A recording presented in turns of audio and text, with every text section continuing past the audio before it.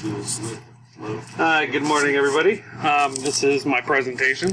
It's going to be on an AED. It's going to be a three-part series. I'm just showing you that I do have an audience here.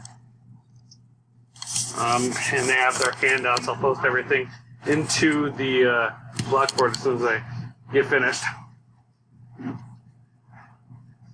All right. Thanks, everybody, for showing up today. Definitely helps me out. A little bit of my background. I'm a paramedic firefighter with Kachemak Emergency Services down on the peninsula. I also work as a security officer medic for Denali Universal Services. I've been doing teaching and the EMS fire field for about 12 years. And instruction is kind of one of my big passions. I love passing on information to new people. What we're going to be going over today is AEDs. This is just a 5-minute presentation. The first section is just going to be about why we use AEDs and what they kind of do. So for objectives, we're going to why use an AED, what's happening with the heart that causes us to use the AED, or kind of triggers that need to do it, and then is it safe for the providers when they put it on. So how many of you guys are familiar with an AED?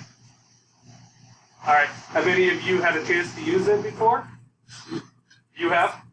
All right. Can you tell me kind of what happened so that everybody can kind of get it? I used to be a firefighter, EMT, man.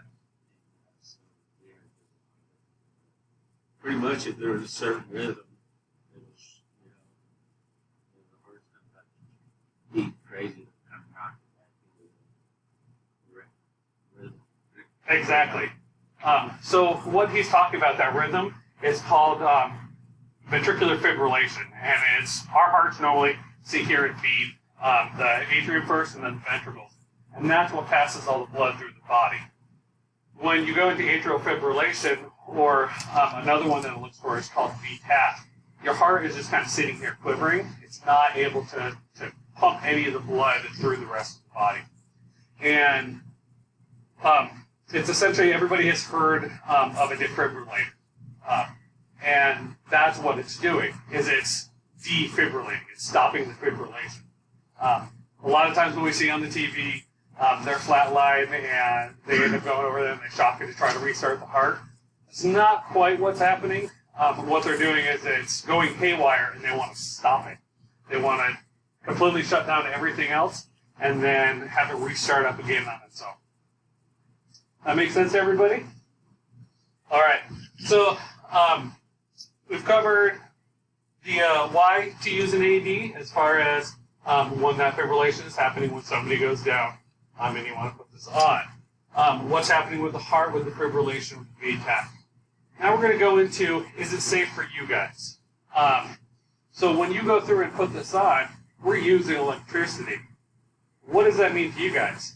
I know we have an electrician here. Are we looking at the possibility of being shocked? Yes. You should stand clear, for sure. Well, like we thought anyways. Yeah. So as soon as you open it up, it will go through and it will give you this whole line of stuff. When it gets ready to defibrillate, it tells you to stand clear. Because there have been cases of people being in puddles, people touching the patient, and they do kind of get a secondary shock. So we want to make sure that when you're doing this, that you have dried them off as best as you can. Now, obviously, you're not going to take the time to really wipe them down, but pull them out of any puddles. Make sure that everybody around is not touching the patient when this happens. Other than that, if you're performing CPR like at a higher level, if you're attached to the BVM, things like that, you do have that separation of the plastic. So the chances of something happening to you at that point is kind of slim, but it's always good precaution just to take that step back, not touch the patient, and then completely or immediately begin CPR again.